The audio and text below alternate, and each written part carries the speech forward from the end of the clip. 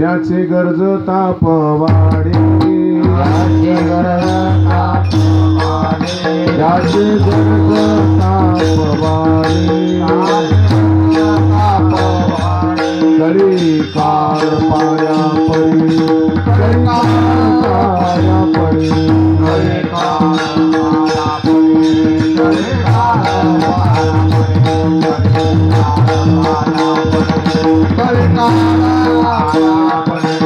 हा पंढरीचा राणा, पंढरीचा राणा, हा पंढरीचा राणा, हा पंढरीचा राणा, साचा वठराजना, साचा वठराजना, साचा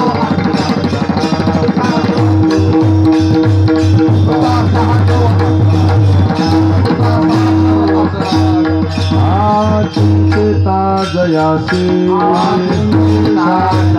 हरी चिंतिता जयासी, भुक्ति मुक्ति कामारी दासी, भुक्ति मुक्ति कामारी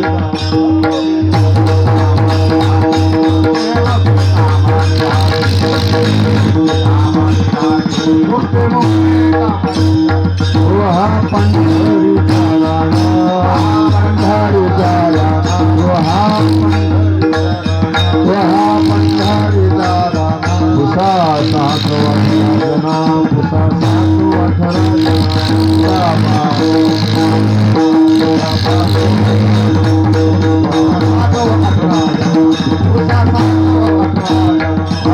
वैकुंठासी जावे, हरी वैकुंठासी जावे,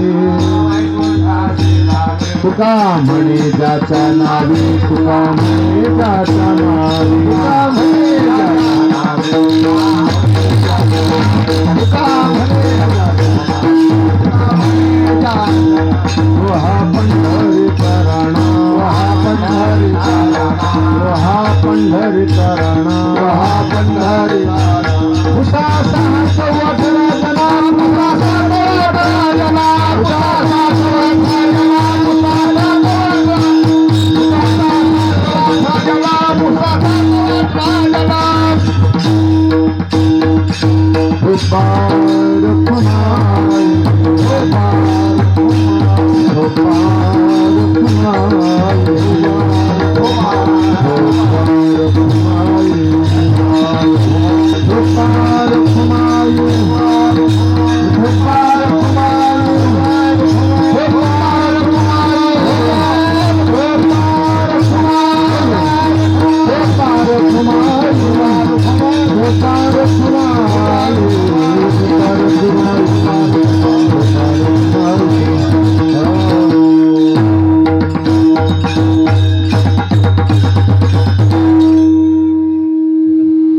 महाराज आणि बबन महाराज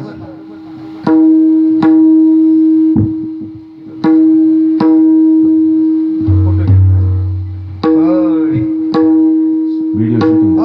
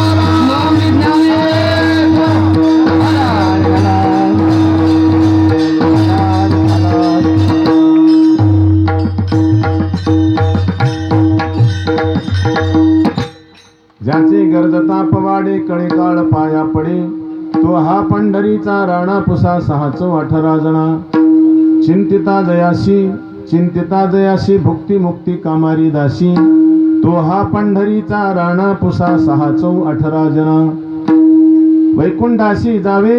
वैकुंठाशी जावे तुका म्हणे ज्याच्या नावे तो हा पंढरीचा राणा पुसा 618 जना विठ्ठल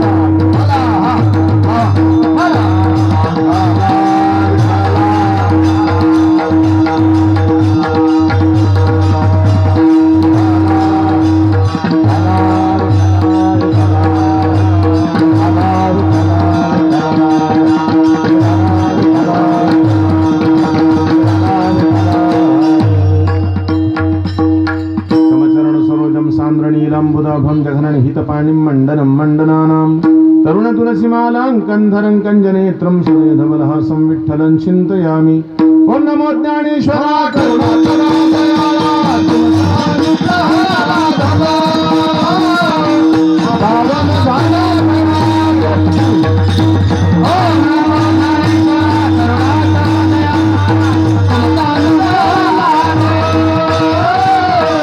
पावन झाला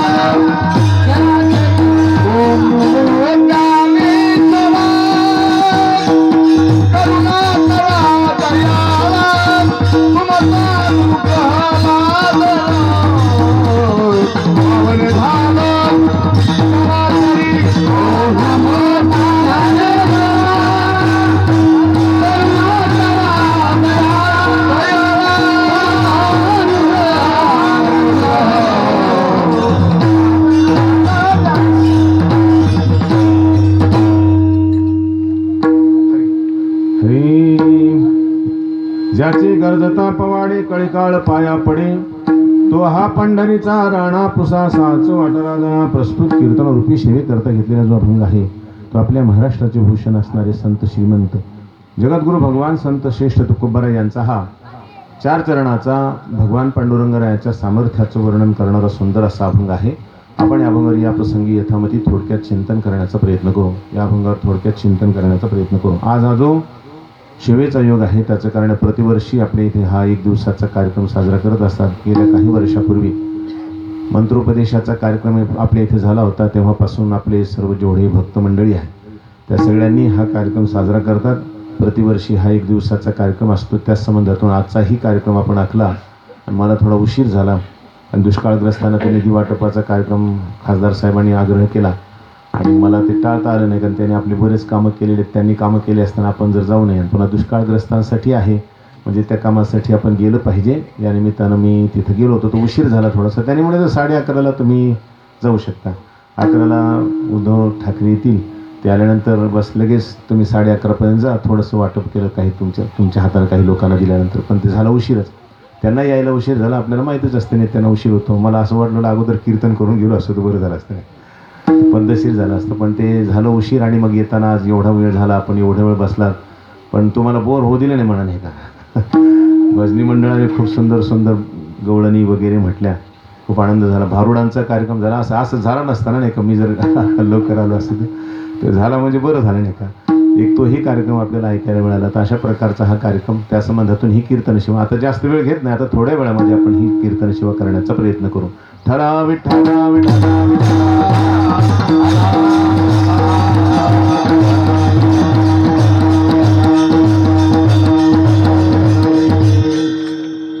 नरदेहात आलेले जे जीव आहेत त्या जीवांकडे जर पाहिलं तर त्या जीवांकडे पाहिल्यानंतर असं वाटतं की ह्यांच्यात काही सामर्थ्य नाही.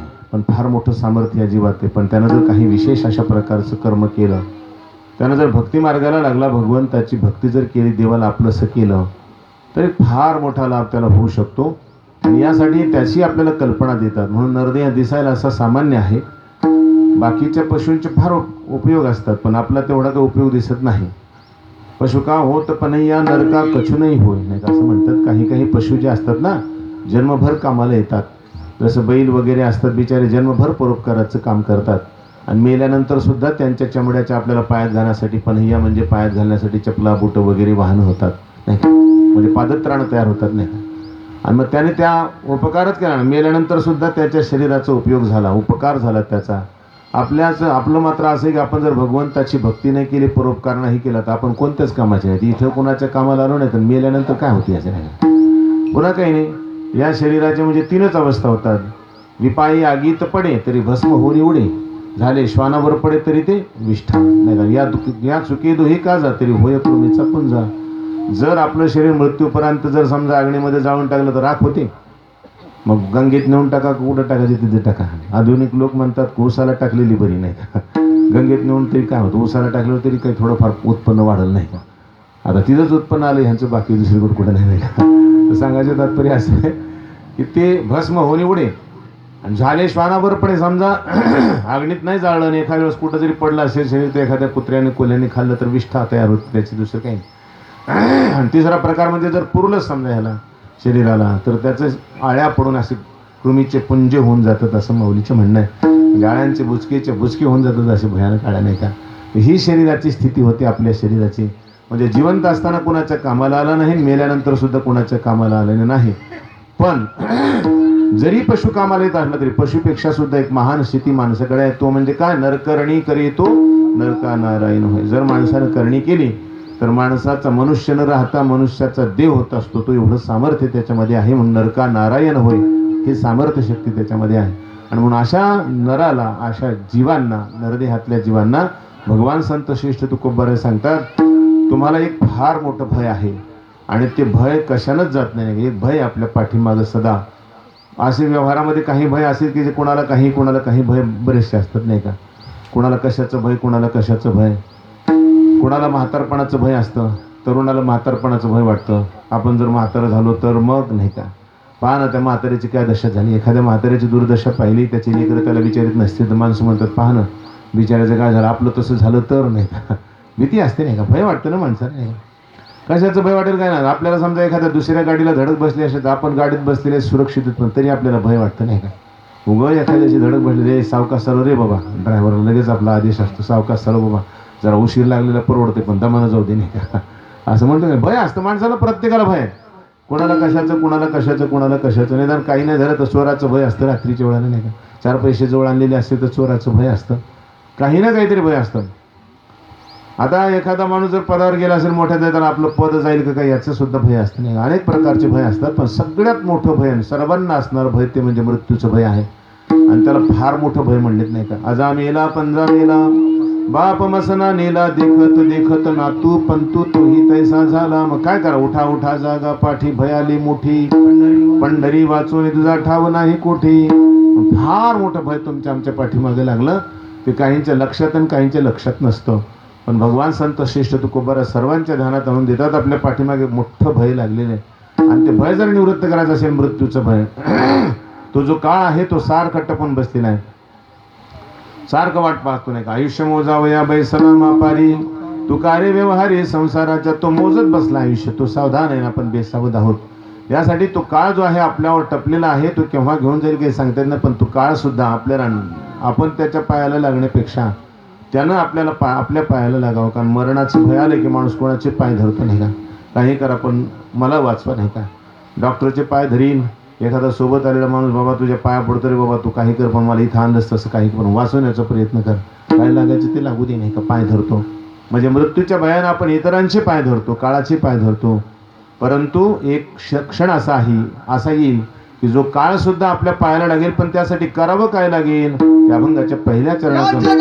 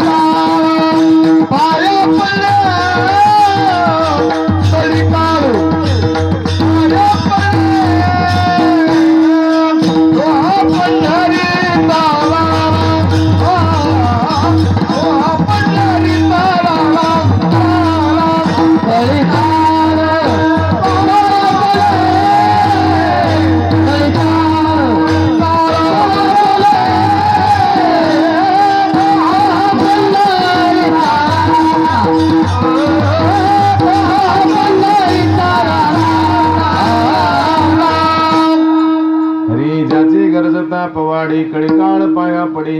भगवान संत श्री तुकोबारे सांगतात एक साधन आहे आपल्याला काळाला सुद्धा न भिण्याचं. काळाला सुद्धा भ्यायचं कारण नाही. जर आपण एक काम केलं तर काय करायचं म्हणजे ज्याची गरजता पवाडी, ज्याचे हे सर्वनाम आहे, ज्याचे म्हणजे कोणाचं त्याचं विशेष नाम आपल्याला दुसऱ्या चरणामध्ये सांगते. पण अगोदर ज्याची गरजता पवाडी कळीकाळ पाया पडी, ज्याच्या पोवाड्यांची गर्जना केल्यानंतर काळ सुद्धा पायाला लागतो. आणि पोवाडे म्हणजे काय असतात, राजांची गुण जसे गायला जातात त्याला पोवाडे म्हणतात. राजे महाराजांची पोवाडे गायला जातात. मग राजाचे पोवाडे गायला पाहिजे, ज्याचे म्हणजे कोणी राजा आहे काय एखादा त्याचे पोवाडे गायला तुम्ही म्हणतात ज्याची गरजता पवाडी कळीकाळ पाया पडे. तर राजांची पोवाडे गायला जात असतात, तुम्ही ज्याची पोवाडे गायला सांगतात काळ पायाला पडतो त्याच्यासाठी. तो कोण राजा आहे का एखादा म्हणे हां तो सुद्धा राजा आहे. कुठला आहे म्हणे तो हा पंढरीचा राणा राजा आहे. तो सुद्धा पंढरपूर निवासी, तो पंढरपूर नगरीचा तो राजा आहे. आणि पंढरीचाच नाही तर संपूर्ण ब्रह्मांडाचा तो राजा आहे. म्हणायला पंढरीचे राहतात पंढरीमध्ये नाही का. जसं राजधानीमध्ये एखाद्या राजधानीत राजा राहत असतो, पण तो संपूर्ण त्या राजधानीच्या आटोक्यात असणारं जेवढं म्हणून राज्य त्या राज्याचा तो राजा असतो. जसं दिल्लीमध्ये राहणारा एखादा बादशाह असतील, आता दिल्लीमध्ये राहणारे प्रधानमंत्री आहेत नाही का. आता प्रधानमंत्री संपूर्ण देशाचे राजे आहेत नाही का ते. आता फक्त निवडून दिलेलं राजे पूर्वी जन्माला आलेलं राजा असायचे नाही का. राजाच्या घरी जन्माला आलेला राजा असायचा, आता निवडून आलेला, आता पेटीतून जन्माला येत असतो राजा नाही का, मतपेटीतून नाही. त्यावेळेस मग राजाच्या घरी राजा जन्माला येत होता, आता राजाच्या घरी नाही मतपेटीतून राजा जन्माला येतो. विठ्ठल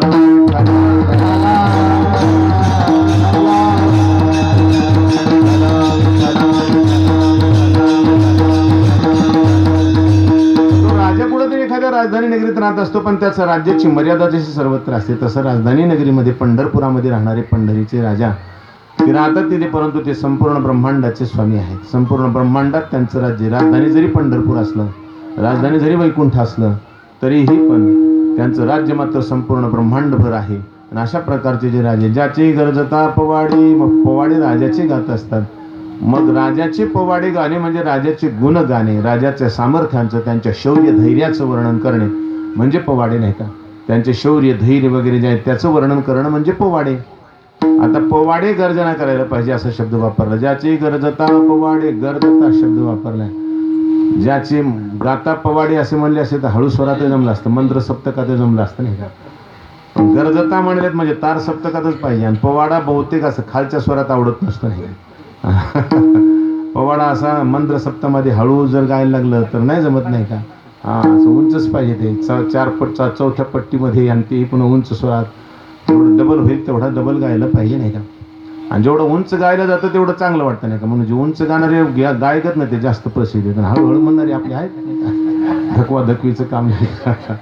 उंच म्हणणाऱ्याची जास्त प्रसिद्धी असते नाही का. म्हणून सांगायचं तात्पर्य असं उंच जे गातात पोवाडे, ते पोवाडे गाण्यासाठी तार सप्तकातून गायचे असतात. म्हणून त्यांना तार सप्तक म्हणजे 3 सप्तक असतात पेटीमध्ये.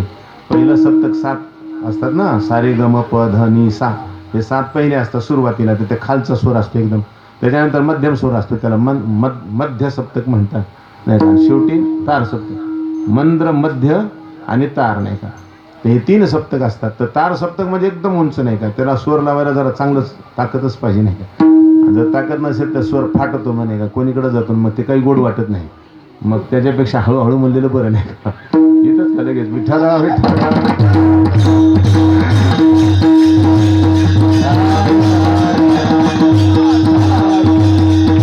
ज्याचे गरजता पवाडे, जोरात गर्जना करायची त्या पोवाड्यांची गर्जना करायला पाहिजे. पण पोवाडे गायचे म्हटल्यानंतर पोवाडे रचना करता आली पाहिजे. पोवाड्याची रचना ज्याला करता येते त्याला पोवाडे गाता येतील असं काही नाही. पोवाडा कोणी रचू शकतो. पोवाडा रचणारा वेगळा असतो आणि गाणारा वेगळा असतो. जसं अभंगाची रचना करणारे तुकोबार, पण गाणारे आता सगळे आमचे गायकच नाही, पोवाडे गाणारे समजा. भगवान संत श्रेष्ठ तुकोबाराने भगवंताचे पोवाडे लिहिले. अभंग म्हणजे त्यांचे पोवाडे. ज्ञानोबाराने लिहिलेल्या ओव्यात त्यांनी लिहिलेले अभंग म्हणजे पोवाडे. नाथरायांनी लिहिलेले अभंग म्हणजे पोवाडे नाही का. हे सगळे पोवाडे त्यांचे भगवंताचे, आणि पोवाडे रचलेले. आता गाणारे फक्त पाहिजे नाही का. ज्याची गरजता पोवाडे. आता पोवाडे गाण्यासाठी तालस्वर असायला पाहिजे ना. तालही पाहिजे, स्वरही पाहिजे. पण एखाद्याला नसेल तर काय करावं म्हणे, तसं काही अडचण नाही. येईल तैसा बोल रामकृष्ण असं सांगितलं. नाही तुझं जरी मधुर उत्तर दिदला सुस्वर नाही देवी, नाही तयाविन भुकीला विठ्ठल, येईल तैसा बोल रामकृष्ण. म्हणून सांगतात ज्याचे गरजता पोवाडे गात असताना जर तालास्वरात आले तर बरं झालं, नाही आले ना तर जसं येईल तसं म्हणून नाही. त्याच्या बाजून काय देव भुकेलं नाही म्हणतात नाही. देवाला फक्त पोवाडे गायला पाहिजे आणि जसे येते तसे गा, पण पोवाडे गा देवाचेच गायला पाहिजे. विठ्ठला विठ्ठला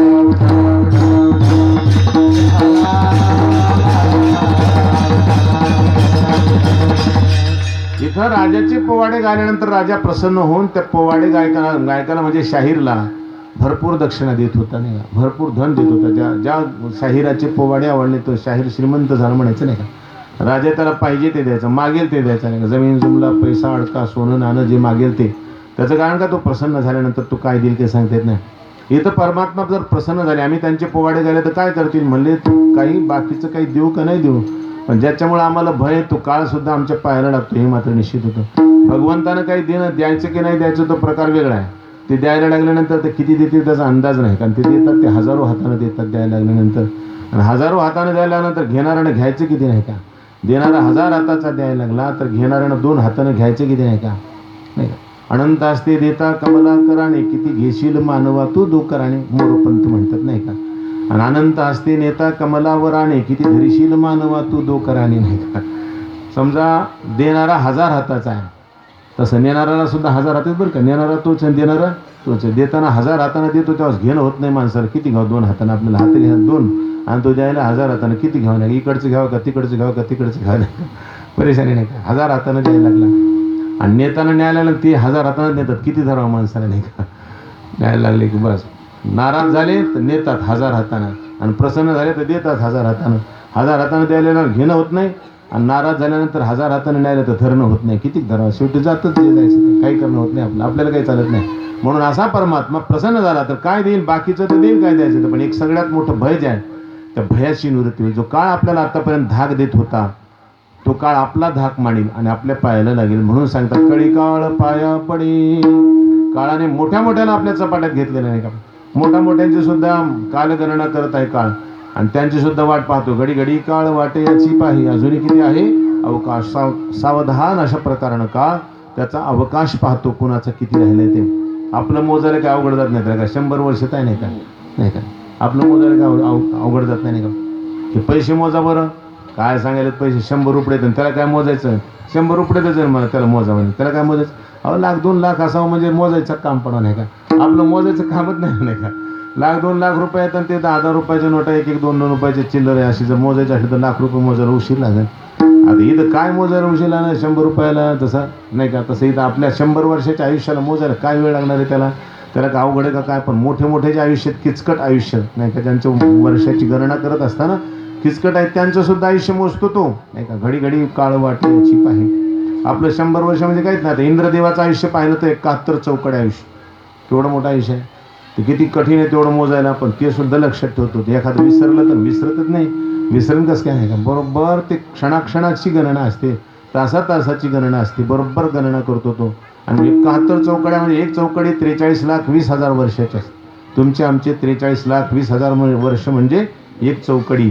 आणि असे 71 चौकड्या करा बरं कॅल्क्युलेट. 30 कोटीच्या पुढे जाते नाही का. 30 कोटी नाही का. कॅल्क्युलेटरला टाकून द्यायचं फटकन नाही का. इतके 43,20,000 गुणिले 71 30 कोटीच्या पुढे जाते बा नाही का. 30 कोटी जवळपास. तर सांगा 30 कोटी वर्ष मोजायचे त्याला. आणि 30 कोटी वर्ष सुद्धा मोजायला काही वेळ लागणार नाही, बरोबर मोजते ते मानते. 30 कोटी वर्ष मोजायला वेळ लागणार. आमच्या 100 वर्षाचं काय बरं जाऊ दे. इंद्रदेवाचं पण ब्रह्मदेवाचं केवढं मोठं आयुष्य आहे. असं जे 71 चौकडे आयुष्य जे इंद्रदेवाचं आहे ना, असे इंद्रदेव ब्रह्मदेवाच्या एका दिवसात 14 होतात. 14 एका दिवसात 14 किती आहे नाही का. 4,32 कोटी वर्षाचा दिवस आहे त्यांचा. 4,32 कोटी वर्षाचा दिवस आणि तेवढीच रात्र पुन्हा 4,32 कोटी वर्षाची रात्र म्हणजे 8,64 कोटी वर्षाचा अहोरात्र. आणि असा अहोरात्र 30 दिवसाचा झाला की त्याला 1 महिना म्हणायचा. ब्रह्मदेवाचा आत्ताशी 1 महिना झाला नाही का. आणि त्याच्यानंतर 12 महिने झाले की 1 वर्ष झालं. आणि असं 100 वर्षाचं आयुष्य ब्रह्मदेवाचं. पण त्यांचं सुद्धा काळ आयुष्य मोजतो बरं का. हां त्यांचं सुद्धा किचकट आयुष्य का नाही किती मोजायला, पण त्यांचं सुद्धा मोजत राहतो. आता किती अवकाश आहे, किती अवकाश आहे.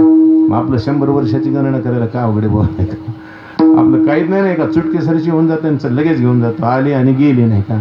ब्रह्मदेवाच्या एका क्षणामध्ये आपली जन्ममरणाची स्थिती होऊन जाते. एक क्षणभर सुद्धा पापणी लवते न लवते तोपर्यंत आपलं चाललं नाही का. म्हणून क्षणक्षणा हाच करावा विचार म्हणतात ना.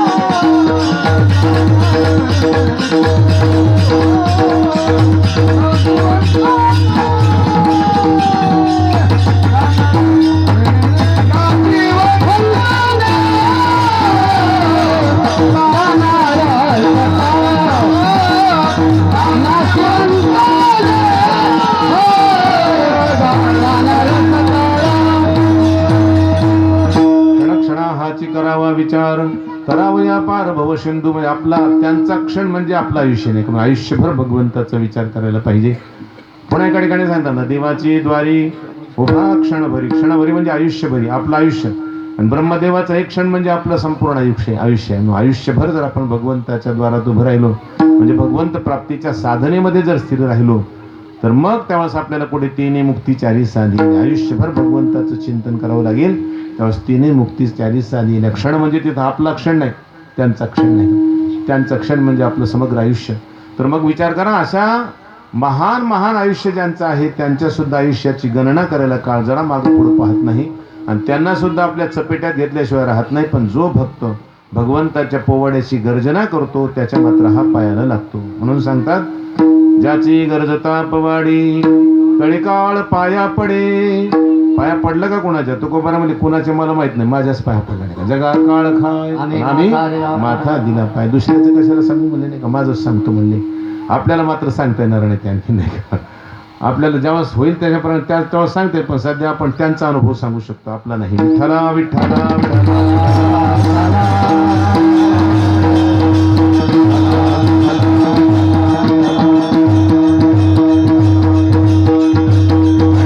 अशा प्रकारचा जो काळ, एवढा महान काळ, बलाढ्य असणारा जो काळ आहे, जो मोठ्या मोठ्याच्या कुठल्याही आयुष्याची मर्यादा पाहत राहतो आणि त्यांना घेऊन जातो, मोठ्या मोठ्यांची सुद्धा पर्वा करत नाही, असा काळ पायाला लागू शकतो. ही सामर्थ्य शक्ती नरदेहातल्या जीवामध्ये आहे. पण ते करावं काय लागेल त्याला? ज्याची गर्जता पोवाडे, भगवंताच्या पोवाड्याची गर्जना करावी लागेल. आणि याच्यामध्ये पोवाडे म्हणजे भगवंताचं नाम सुद्धा येतं बरं का, कारण भगवंताच्या नामात सुद्धा भगवंताचे पोवाडेच गालेले. राम म्हणण्यामध्ये सर्वांच्या मनाला रमवून टाकतात म्हणून राम. कृष्ण म्हणण्यामध्ये सगळ्यांच्या मनाला आकर्षण करून घेतात म्हणून कृष्ण. हे पोवाडेच येत नाही का त्यांचे? हरी म्हणण्यामध्ये सगळ्यांचे पाप हरण करतात म्हणून हरी, नाही का. म्हणजे त्यांचे पोवाडेच आहेत. ह्या रामकृष्ण हरी म्हणणं सुद्धा भगवंताचा पोवाडा आहे. येत नाही का दुसरा कोणता पोवाडा? न येऊ द्या, रामकृष्ण हरी म्हणा. हा जरी पोवाडा गायला तरी भगवंत प्रसन्न होतील, आणि काळ त्याच्या भगवंताच्या कृपेने काळाचे सुद्धा काही सत्ता चालणार नाही, काळ सुद्धा पाहायला लागेल. मग बाकीचं कोणता पोवाडा येत नसला तर रामकृष्ण हरी येते का? जमणार. जरी राम कृष्ण हरी हे म्हणायला आवड जात असेल तर नुसतं राम राम म्हणलं तरी चालेल नाही. राम राम राम राम राम राम चालेल. आणि तेवढं येत नसेल तर मारा मारा म्हणलं तरी चालेल नाही का. मारा मारा. कोणाचा जास्त राग येत असेल तर मारा माराच म्हणत जाऊ नसतं, पण म्हणत जावं सारखं नाही का. आणि मारा मारा म्हणता म्हणता राम राम होते नाही का. मग सांगायचं तात्पर्य असं आहे, कुठल्याही प्रकारानं पोवाडे जरी गायले भगवंताचे, तर भगवंताचे पोवाडे गायल्यानं काय होईल की काळ सुद्धा पायाला लागेल. यासाठी सांगतात, कळी काळ पाया पडे. पण कोण येते? ज्याचे तुम्ही सांगितले. ज्याचे म्हणजे कोण? ते तर तुम्ही सर्व नाम सांगितलं. विशेष कोण येते? ज्यांचं नाम आहे हे. ज्याचे मुळे कोण येते? तर महाभंगाच्या दुसऱ्या चरणात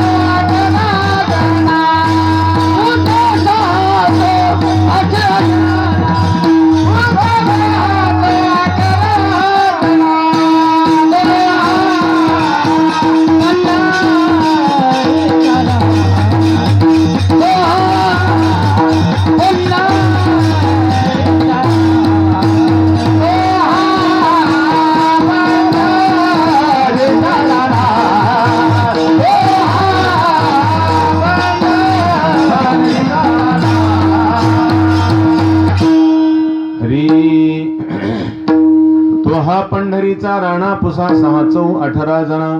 भगवान संत श्रेष्ठ तुकोबारा सांगतात, ज्याचे गरजता पवाडे कळीकाळ पाया पडे तो कोण म्हणे, तो हा. ते प्रत्यक्षित म्हणे तो हा पंढरीचा राणा. पंढरीमध्ये जे उभे आहेत ना तेच हे आहेत. त्यांचे जर आपण पोवाड्याची गर्जना केली तर काळ सुद्धा पाहायला लागेल.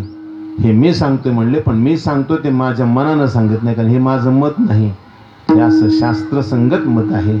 शास्त्र पुराण वेद यांच्या मतानुसार मी बोलतो, माझ्या मताने मी बोलत नाही. कारण तुकोबाने बोलत असताना सप्रमाण बोलतात. प्रमाण असलं पाहिजे बोलण्याला, कुठंतरी आधार असला पाहिजे. निराधार उगाच काही बोलत जाऊ नये. मग त्याला व्यवहारामध्ये म्हणतात उचलली जीप की लावली टाळाला. काही म्हणावं काही नाही, त्याला काय आधार पाहिजे का नाही, काही त्याला प्रमाण पाहिजे का नाही का. उचललं की उगा आपलं बस बोलायचं, काही मनात आलं ते बोलत राहायचं का काय. व्यर्थ बडबड नाही ती.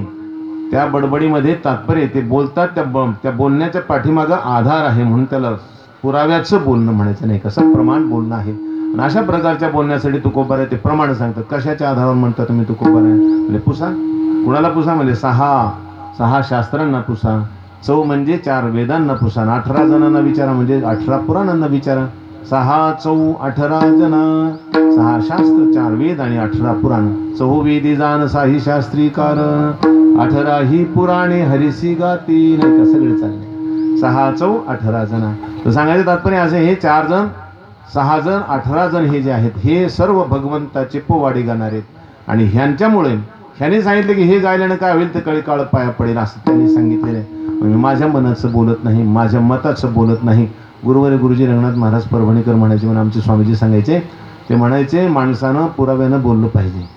वेदाचं मत सांगावं, शास्त्राचं मत सांगावं, कीर्तनात तरी नाही का. बाकीकडे आपलं मत सांगत जावं, पण कीर्तनात तरी असं म्हणत जाऊ, असं माझं मत आहे नाही का, गुरुजी म्हणायचे. आणि जर कोणी एखादा कीर्तनकार म्हणत असेल असं माझं मत आहे कीर्तनात, तर त्याला म्हणा तुझं मत तुझ्या बायकोला जाऊन सांग नाही का. तुझं मत आम्हाला नाही ऐकायचं. आम्हाला ज्ञानोबरायाचं, वेदाचं, शास्त्राचं, पुराणाचं मत ऐकायचं. आम्ही कोणाचं तुझं मत ऐकायला नाही आलो, घरदार सोडून नाही का. आम्ही आलो ते शास्त्राचं ज्ञान, त्यानं आमचं कल्याण होणार आहे. त्या मत ऐकल्यानंतर आमचं कल्याण होणार आहे. तुझ्या मतानं आमचं काय कल्याण होणार आहे. तू तर आम्हाला नरकात घेऊन जाशील नाही का. तुझं मत ऐकून काय फायदा आहे. तुझ्या मताच्या वाटोळ होईल नाही का. म्हणून तुझ्या मतानं चालणारे आम्ही नाही. तुला जर पुरावा असेल त्यांचा तर बोल, नाही तर बोलू नको नाही का. आणि म्हणून आपल्या मताचं काही महत्त्व नाही ते परमार्थामध्ये. इथे 6 चौ 18 जणांचं मत जे मत आहे ते वास्तविक मत आहे, ते सगळ्या जगाच्या कल्याणाचं मत आहे. ते ऐकत जाऊ. पुसा 6 चौ 18 जण, 6 4 आणि 18 जण ह्यांना विचारा. आणि ह्यांचे सर्वांचे एकच मत आहे, भगवंताच्या गुणांना ते स्वतः गातात आणि तुम्हाला आम्हाला सुद्धा सांगतात भगवंताचे गुण गायला पाहिजे. अशा प्रकारचे भगवंताचे जर गुण गायलं तर काळ सुद्धा पाहायला लागेल. हे झालं भगवंताच्या पोवाड्याचं गाणं, म्हणजे गर्जना करणं. मोठमोठ्यानं गर्जना जर केली भगवंताच्या नामाची तर काळ पाहायला लागेल. पण आम्हाला मोठमोठ्यानं करायची लाज वाटते नाही. मोठमोठ्यानं आम्हाला गर्जना करायची लाज वाटते नाही. बऱ्याच माणसाला नाम घ्या वाटतं, पण ते म्हणतात आम्ही गुपचूप बोलायचं, कोणाच्या समोर नको. बरं आपलं गुपचूप स्वभाव असतात प्रत्येकाचे. काही ना गुपचूप म्हणा मला ते म्हणतात तुम्हाला काय करायचं, आम्ही मोठ्यानं म्हणून नाही का. ते लाजत नसतात नाही का. ते म्हणतात आम्हाला मोठ्यानं म्हणायचं. अरे हळूहळू म्हणा जाऊ, कोणाला कशाला कळू द्यायचं आपण देवाचं नाव घेऊन. आपलं गुपचूप घ्यायचं नाही तसं काम नाही का. मोठ्यानं घ्यायचं म्हणतात, जोर जोरात घेतात. एरवे सुद्धा रामकृष्ण हरी म्हणायचं असेल तर 10-5 घरच्या लोकांना ऐकू गेलं पाहिजे. एवढ्या जोरात रामकृष्ण हरी नाही का. 10-5 लोकांना घरच्या ऐकू गेलं पाहिजे असं. ठीक आहे, मग त्यांना पोवाडे गायला काही लाज वाटणार नाही. पण समजा काहींना लाज वाटते पोवाडे गायचे, तर मग एक सांगितलं की जे काही चिंतन करतात त्या चिंतनानं काय होतं नाही का, भगवंताचं नुसतं चिंतन करतात, बोलत नाही, जोरजोरानं पोवाडे गात नाहीत, पण मनातल्या मनात भगवंताच्या गुणांचं चिंतन करतात. मनातच चालू आहे त्यांचं चिंतन. असं जर चिंतन करत असेल तर त्याचं फल काय, अभंगाच्या तिसऱ्याच्या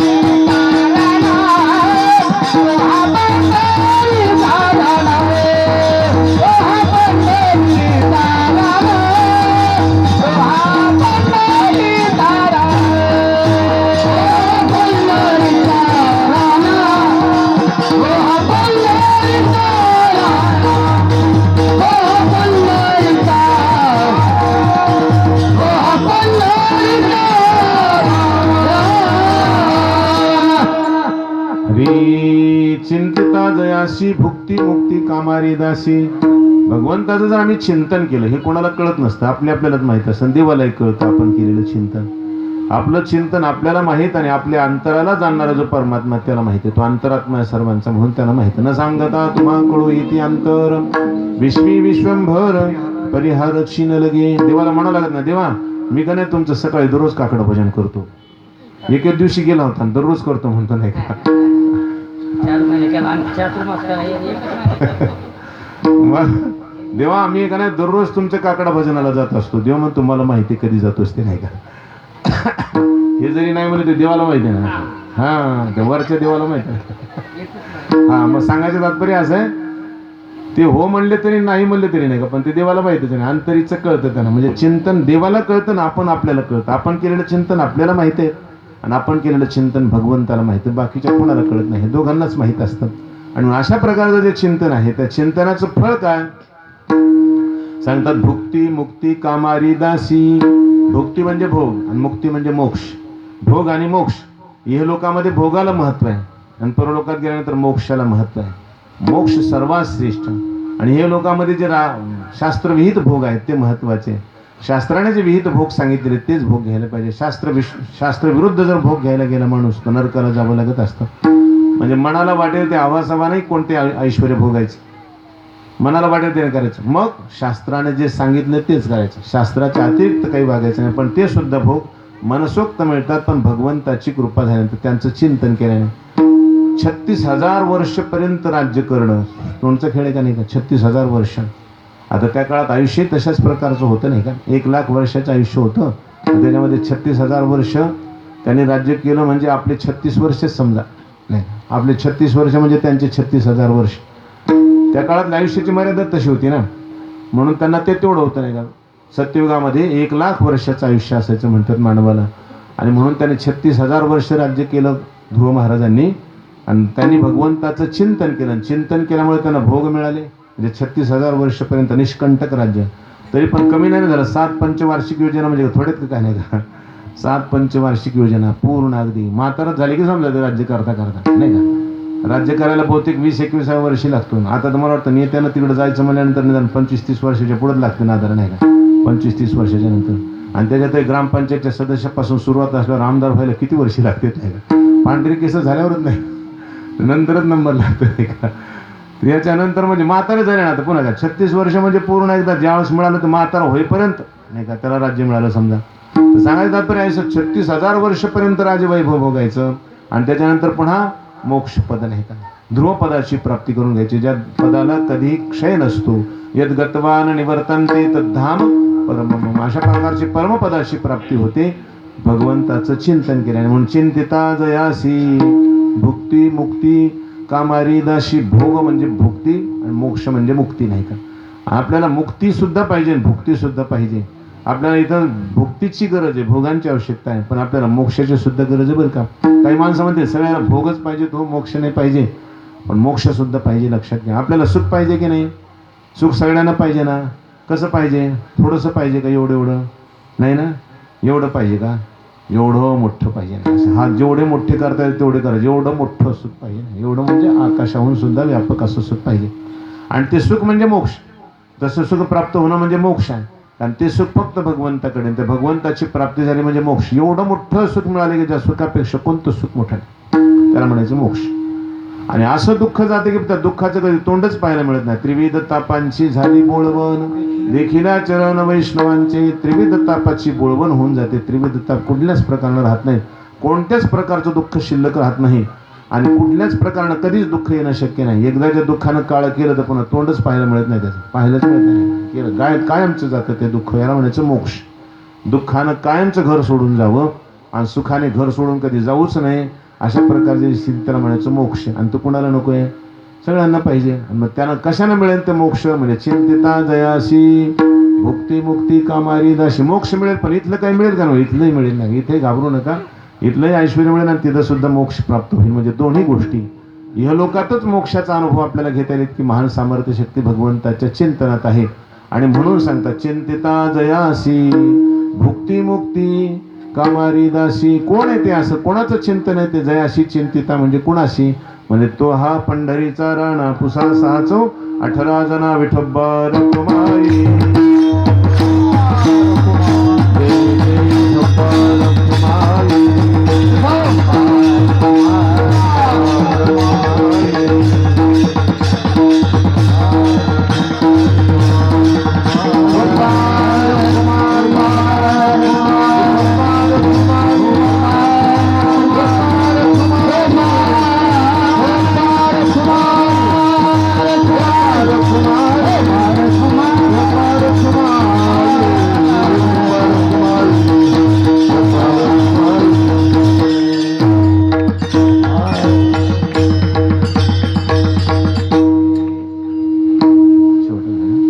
हरी ज्याचे गरजता पवाडे कळीकाळ पाया पडे तो हा पंढरीचा राणा पुसा साचो 18 जना चिंतिता जयाशी भुक्ती मुक्ती कामारी दासी. तो हा पंढरीचा राणा पुसा साचो 18 जना. म्हणले आम्हाला वैकुंठ पाहिजे, मोक्ष नसला तर चालेल, आम्हाला वैकुंठाला जायचंय. वैकुंठ फार सुखाचं आहे म्हणतात, आम्हाला ते वैकुंठात जायचंय. वैकुंठाला जायला काय करावं लागेल? जसं स्वर्गाला जायला 100 अश्वमेध यज्ञ करावे लागतात आणि ते यथासांग पूर्ण झाले पाहिजे, त्याच्यात थोडंसंही उणीव नाही झाली पाहिजे. 100ला 100 अश्वमेध यज्ञ पूर्ण झाले पाहिजे आणि 100व्या अश्वमेध यज्ञात नक्कीच इंद्रिय विघ्न आणतात. म्हणून बऱ्याच लोकांचे मोठ्या मोठ्याचे सुद्धा 100 अश्वमेध यज्ञ पूर्ण होत नाहीत आणि त्यांना काही स्वर्गातला राजा बनता येत नाही. आणि ब्रह्मदेव व्हायचं असेल तर मग म्हणतात काय करतात? 101 जन्मा जन्मोनी ब्रह्मकर्मा करी तोच ब्रह्मा अनुनोहे. 100 जन्म ब्राह्मणाचे घ्यायचे आणि 100 जन्मात ब्राह्मणाचं यथासांग कर्म पार पडायचं. 100 जन्म थोडे कमी नाही पडलं पाहिजे आणि मग त्याला होता येतं ब्रह्मदेव. तसं आम्हाला वैकुंठाला जायचं असेल तर वैकुंठ त्या ब्रह्मदेव ब्रह्मलोकापेक्षा सुद्धा श्रेष्ठ. तिथं जायचं असेल तर काय करावं लागेल? तिथं फारच अवघड असेल नाही. हा हा तर मग तेच सांगायचं आता. तर सांगायचं तात्पर्य असं आहे की अशा प्रकारानं वैकुंठ स्वर्गाला जायला 100 अश्वमेध यज्ञ करावं लागतात. किती कठीण आहे नाही का अश्वमेध यज्ञ करणं. आणि त्यानंतर 100 जन्म ब्राह्मणाचे घ्यायचे. ब्राह्मणाचेच मिळतील काय सांगते त्याने? 100 जन्म ब्राह्मणाचे घेऊन ब्रह्मकर्म यथासांग करायचं, कुठं चूक नाही झाली पाहिजे म्हणजे ब्रह्मलोक. वैकुंठाला जायला तर फारच अवघड असेल म्हणजे काहीच नाही, फार सोपे म्हणले. अभंगाच्या शेवटच्या चरणात वैकुंठाची जावे वैकुंठाची जावे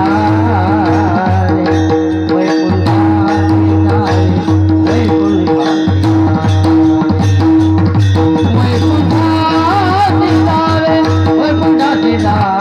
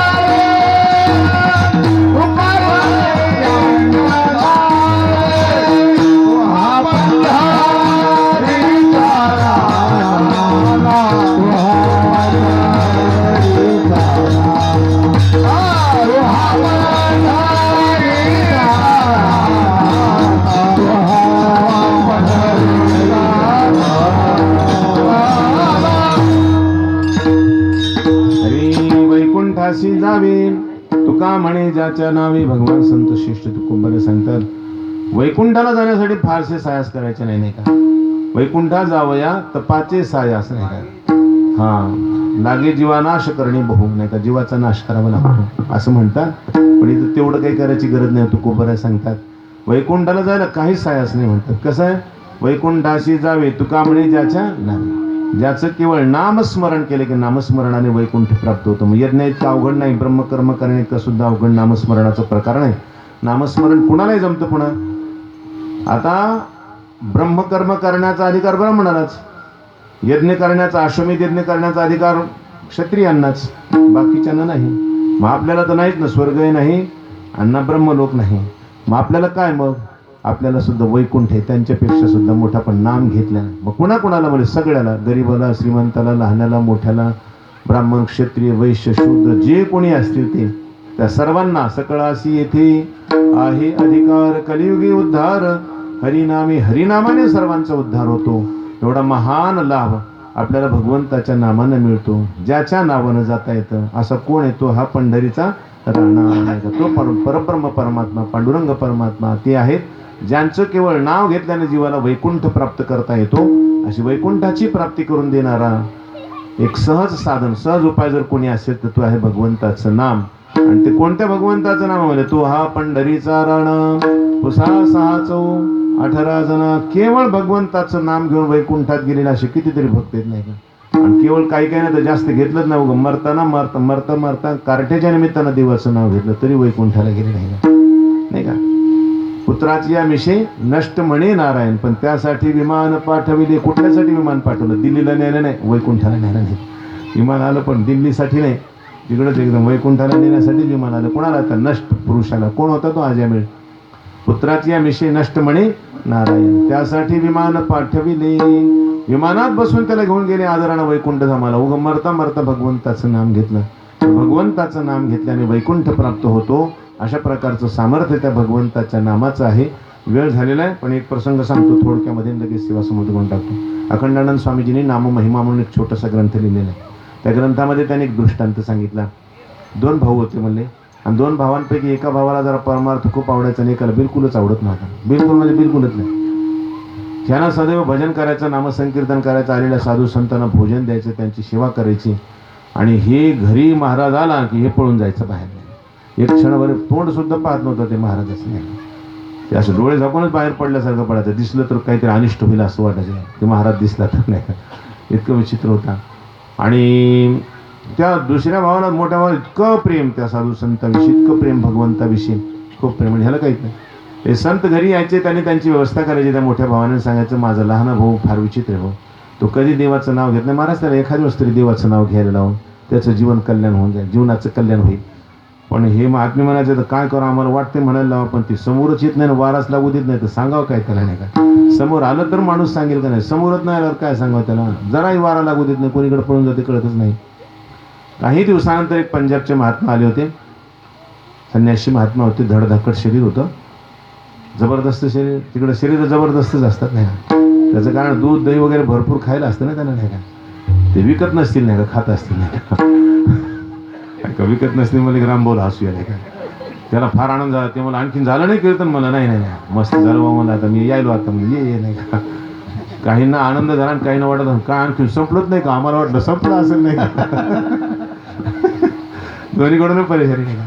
काहींना आनंद वाटला आणि काहींना दुःख होत असेल नाही, आणखी संपलंच नाही, मला चालूच आहे महाराजाचं आणखी नाही. सांगायचं तात्पर्य असं आहे की ते दूध विकत खात होते भरपूर नाही, शरीर धडधाकट. तर ते महात्मा आले होते. आल्यानंतर ते मोठा भाऊ म्हणला, बाबाजी माझा एक लहान भाऊ आहे, तू कधी देवाचं नाव घेत नाही, त्याला एकदा तरी देवाचं नाव घ्यायला लावा. तू मला काय हरकत नाही गड्या, आता जर मी फुरसतीन आहे, 4 दिवस लागू दे, 8 दिवस लागू दे, मी इथं राहतोच आणि त्याला भेटल्यानंतर त्याला नाव घ्यायला लावतोच, त्याला सोडितच नाही. ठीक आहे म्हणले नाही का. बरेच दिवस झाले, 4-2 दिवस त्याला वाटले गेला असेल हे महाराज नाही का, गेला असेल महाराज. ते माघारी तसंच असते ना, तोंडावर फक्त गेले असतील नाही का, माघारी म्हणते गेलं का रे ते महाराज नाही का. असंच असतं नाही का, ते गेलं असेल महाराज नाही का असं त्याला वाटलं, पण ते गेले नव्हते नाही का. हा जसा एके दिवशी ते सहज अचानक नाही का, अचानक तो आला, त्याला काही माहीत नव्हतं गेले का नाही. ते अचानक आलं की महाराजांना हातच धरला त्याचा. त्याला माहित होतं हेच ते लहान भाऊ. हात धरला की म्हणे राममन एकदा म्हणे, नाही म्हणत राममन, मला कसंच म्हणत नाही मन, राममन म्हणे नाही म्हणत. म्हणलं तर म्हणतो की नाही म्हणे, जाय नाही म्हणत, तिकडं जा म्हणत, जा सुद्धा जाय नाही म्हणत, नाही म्हणत जाय. म्हणले हे बघ, तू राम म्हणल्याशिवाय तुझं मन कुठं सोडित नाही, असं गच्च धरलं होतं नाही का. आणि ह्याला सोडून घेता येणार नाही का, ताकदच नव्हती त्याच्यात नाही का, महात्म्याची ताकद तशी जबरदस्त म्हणजे तू शिवी दे काही कर पण राम म्हणल्याशिवाय तुला सोडित नाही का, काय कर बाकी तू मला मारू तर शकतच नाही, तुझ्या ताकदच नाही तेवढी, मग तू काय शिव्या द्यायच्या तेवढ्या फक्त तोंडाने शिव्या दे पण तुला राम म्हणल्याशिवाय सोडणार नाही का. हे म्हणलं नवीनच महाराज आहे नाही का असला, काय उगत नसलेला मला भेटला असं काय करू आता. बऱ्याच वेळा असं झ्याझ्या झाली त्यांची दोघांची आणि थोड्या वेळानंतर त्याला असं राग आला तर मला काही कर पण राम तर म्हणणारच नाही.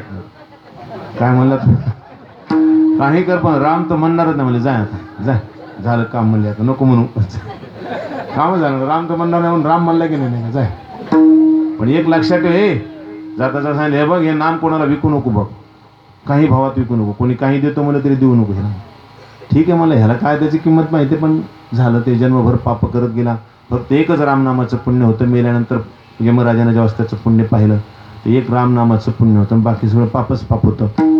यमराजानं त्याला विचारलं म्हणजे तुझ्याकडे फक्त एकच पुण्य रामनामाचं, त्या एका वेळेला घेतलेल्या रामनामाच्या पुण्याच्या बद्दल तुला काय मागायचं ते माग, तुला अगोदर पुण्याचं फळ भोगायचं का पापाचं सांगते, मला पुण्याचंच भोगायचं आपल्याला अगोदर, आणि काय पाहिजे सांग त्याचं, एक रामनाम घेतलंस त्याच्याबद्दल तुला काय द्यायचं, तुम्हाला काय असते तर मला कुठं माहिती आहे, तुम्हालाच काय द्यायचं ते मी नाही मागणार, काय द्यायचं ते द्या. यमराज म्हणजे भानगडच आहे, मलाही माहित नाही काय द्यायचं असते.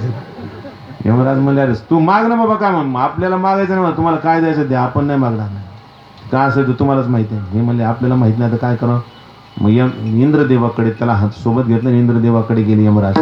इंद्रदेवाला सांगितलं इंद्रदेवा ह्याने एकदा रामनाम म्हटलेला ह्याला काय पुण्य द्यायचं, सगळे पापच आहे, त्याला एकदा पुण्य तेवढं दिलं ना की नरकात टाकून द्यायचं बस, पण एका रामनामाचं पुण्य काय. इंद्रदेव म्हणले मलाही माहीत नाही की नाही, आता अवघड झालं तर तुम्हालाही माहीत नाही मला मग काय करू, म्हणजे ते चला ब्रह्मदेवाकडे जाऊ. मग हे दोघं जण आणि हा तिसरा ब्रह्मदेवाकडे, ब्रह्मदेवाला विचारलं ब्रह्माजी यांना असं एकदा रामनाम म्हटलं याला काय पुण्य द्यायचं, ते म्हणजे मला तरी कुठं माहिती नाही तुम्हालाही माहीत नाही म्हणजे मलाही माहीत नाही. हा माणूस मला आगावच काम नाही का, महात्म्याने एकदाच म्हणायला लावलं आणि ती आपण मी म्हणणारच नाही म्हणून म्हणलो तर काय सामर्थ्य बाबा, एवढे मोठे देव परेशान व्हायलेत नाही का. बरं झालं म्हणलं नाही का एकदा नाम घेतलं होतं, नाही तर आपलं कशाला हे बघायला मिळत होते, हे देव कशाला पाहायला मिळत होते, आपल्याला यमराजच पाहायला मिळाले असं दुसरं काय होतं. पण ते सगळेजण तिघजण विचार करतात मला भगवान शंकर आहेत ना ते दररोज रामनाम घेतात, रात्रंदिवस रामनामाचं जप असतो, त्यांना माहीत असेल नाही. आले हे तिघजण त्यांच्याकडे घेऊन त्याला भगवान शंकराने कसं काय आला मला हे गिऱ्हाईक आणले तुमच्याकडे, एकदा रामनाम म्हटलेले आहे ना, ह्याला काय फळ द्यायचं ते आम्हाला काहीच माहीत नाही, तुम्ही दररोज नाम घेता तुम्हाला माहीत असेल ह्याचं सामर्थ्य काय, त्याचं काय फळ आहे. भगवान शंकर म्हणले मी फळासाठी घेतच नसतो, मला आनंद मिळतो म्हणून मी राम घेतो, मला की मी त्याची भानगडीतच पडलो नाही कधी, कशाला विचारू म्हणजे तुम्हालाही फळ माहीत नाही म्हणजे मलाही माहीत नाही. अरे राम राम म्हणजे आता काय करा म्हणजे ज्याचं नाव आहे त्याच्याकडे जाऊ, आता वैकुंठाशी जावे तुका म्हणे ज्याच्या नावे, आता त्याच्याकडेच जावं लागेल म्हणजे आता दुसरं काही गत्यंतरच नाही म्हणजे. मग ते पण हे बिथरलं ना, हे मला पुढं जायचं तर जायकडे आता मी येत नाही, परेशान झालो मला चालून चालून कोणीकडे फिरवाले तिकडून तिकडून तिकडून इकडं, आपल्याला नाही जा कुठं जायचं जा मी येत नाही.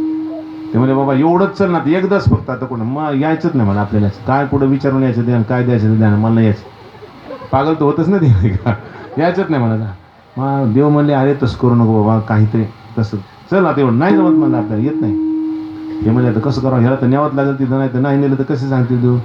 म्हणजे मग पालखीत बसेल का, पालखीत बसून मला हा पालखीत बसल्यावर येतो नाही का, पालखीला कोण आहे मग हे चौघजणच नाही का, नाही बसवलं त्याला पालखीत निघाले नाही. वैकुंठात आल्यानंतर देव म्हणजे माणूस जबरदस्ती दिसतो का, चारी देवाला पालखीला चुकून आले नाही का, ये उठले त्याचं स्वागत केलं, त्याला आपल्या अर्ध्या आसनावर बसवलं आणि ह्यांना विचारलं कसं काय आले होते, म्हणजे हेच विचारायला होतो ह्याने एकदा नाम घेतले ह्याला काय फळ द्यायचं, आणि ते तुमच्याजवळ बसलं नाही म्हणजे तुम्ही विचारा ना एका नामाचं काय फळ असते, हे फळ आहे बघा. आता माझ्याजवळ बसलं आणखी विचारायचं जायला का तुम्हाला नाही, माझ्याजवळ बसला की ते झालं का, आता पुण्याचं फळ मिळालं का ह्याला द्या सोडून, आता ह्याला टाकतोच नरकामध्ये, आता खूप वर्षपर्यंत नरकात खितपट टाकतो द्या सोडून याला. म्हणजे कसं वेळ झाला तुम्ही, माझ्या लोकात जो एकदा आला तो माघारी जात नसतो, ते आता इथं राहणार आहे, तुम्ही जा माघारी. गेले बिचारे एवढले तोंड करून माघारी राहिलं तिथंच नाही, वैकुंठाशी जावे तुका म्हणे ज्याच्या नावे. एकदा सहज नाव घेतलं भगवंताचं तर वैकुंठाला जाता येतं. तर भगवंताचं सतत नाम घेतल्यानंतर प्रेमानं घेतल्यानंतर का वैकुंठ मिळायचं नाही, म्हणून अशा प्रकारानं वैकुंठ प्राप्ती करून देणारं भगवंताचं नाम ते घ्यावं, भगवंताचं चिंतन करावं. आणि म्हणूनच आपल्याला अशा भगवंताच्या चिंतनासाठी साधू संत आग्रह करत असतात, आपणही ते नाम घ्यावं, आपणही भगवंताचं चिंतन करावं, आपणही त्यांचे पोवाडे गावेत म्हणजे अभंग गावेत. म्हणून हरिपाठ जे मना म्हणतात की नाही, हरिपाठ म्हणा काय होईल ते हरिपाठानं, पोवाडेत ते कळी काळ पाया पडिया सोयी नाही. हरिपाठ नुसता म्हणलं तर पोवाडा येतो भगवंताचा, ज्ञानोबराय निघालेला. ज्ञानोबराय म्हणजे भगवंताची चांगली शाहीर, तुकोबराय म्हणजे चांगल्या प्रकारची शाहीर, देवाची लाडकी शाहीर ती नाही का. आणि त्यांचे पोवाडे जर आपण म्हटले तर देवाला खूपच लाडके होऊन आपण नाही का. त्याच्यामुळे काय होईल, ज्याची गरजता पवाडी कळी काळ पाया पडे, हे सामर्थ्य त्या नावामध्ये आहे. अशा प्रकारची सामर्थ्य शक्ती भगवंताची, त्याचं आपण थोडक्यामध्ये चिंतन केलेलं आहे. झालेली जी अल्पशी सेवा आहे भगवंताच्या चरणी, सद्गुरूंच्या चरणी समर्पित करू. शिवेला विराम.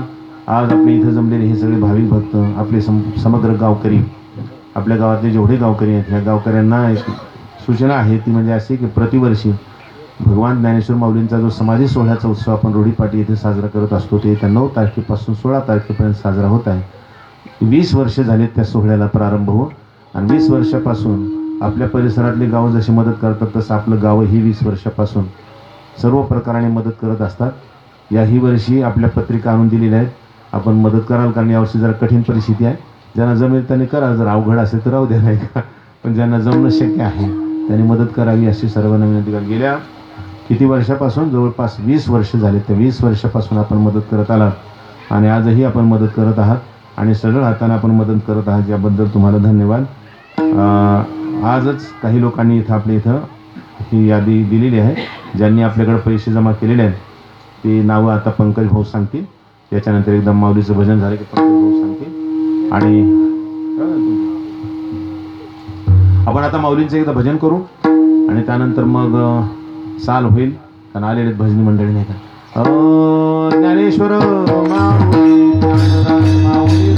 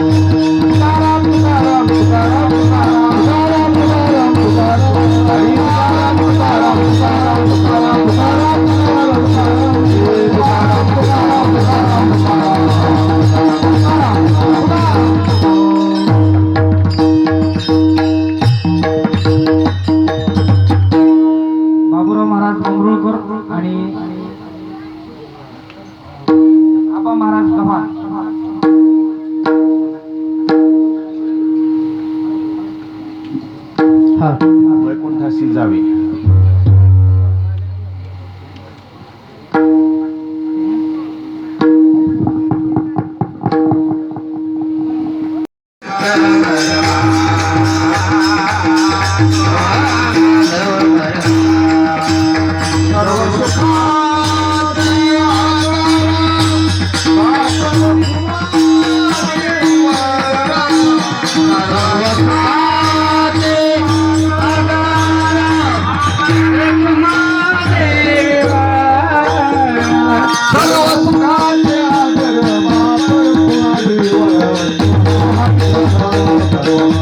विठ्ठला